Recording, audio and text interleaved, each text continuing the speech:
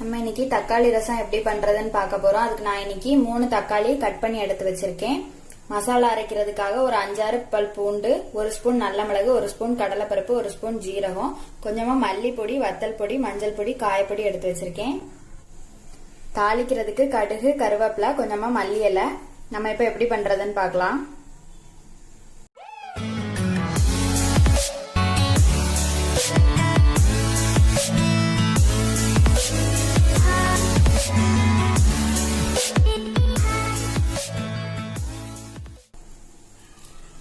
இப்போ ஜார்ல பூண்டு, நல்ல மிளகு, கடலைப்பருப்பு, ஜீரகம் போட்டுக்கலாம்.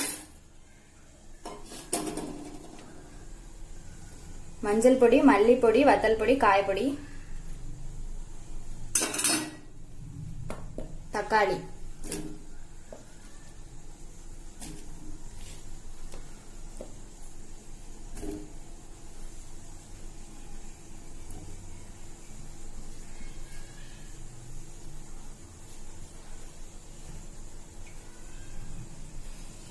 கொஞ்சம் மல்லி இலை, கொஞ்சம் கருவேப்பிலை.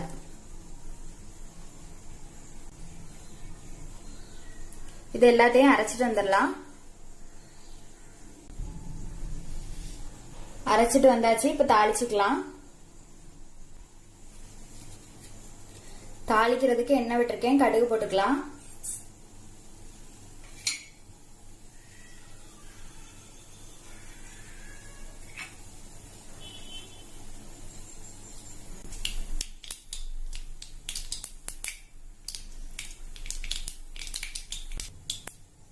கருவேப்பிலை,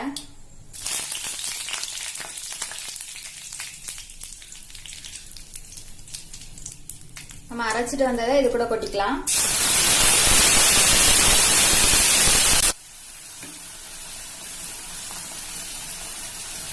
ஜார் அலசி கொஞ்சம் தண்ணி விட்டுறேன்.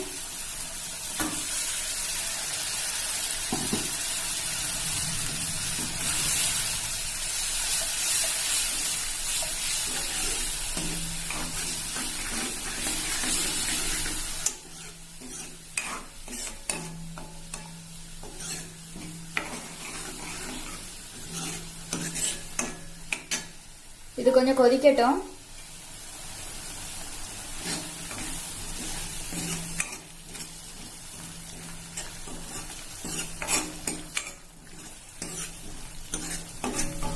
இப்ப இது நல்லா கொதிச்சு கெட்டி ஆயிடுச்சு. மசாலாவோட பச்சை வாடை எல்லாமே போயாச்சு. இப்ப ரசத்துக்கு தேவையான அளவு தண்ணி விட்டுக்கலாம்.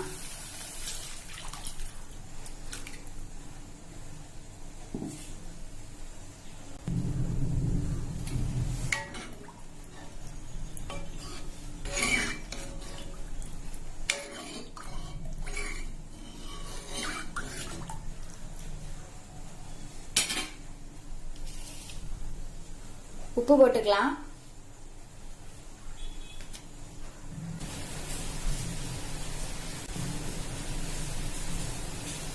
இப்ப இது ரெடி ஆயிடுச்சு. அடுப்பு ஆஃப் பண்றேன்.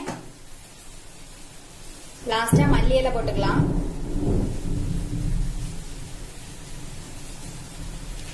தக்காளி ரசம் ரெடி ஆயிடுச்சு. இது மாதிரி நீங்களும் செஞ்சு பாருங்க. செஞ்சு பார்த்து எப்படி இருக்குதுன்னு சொல்லி கமெண்ட்ல சொல்லுங்க.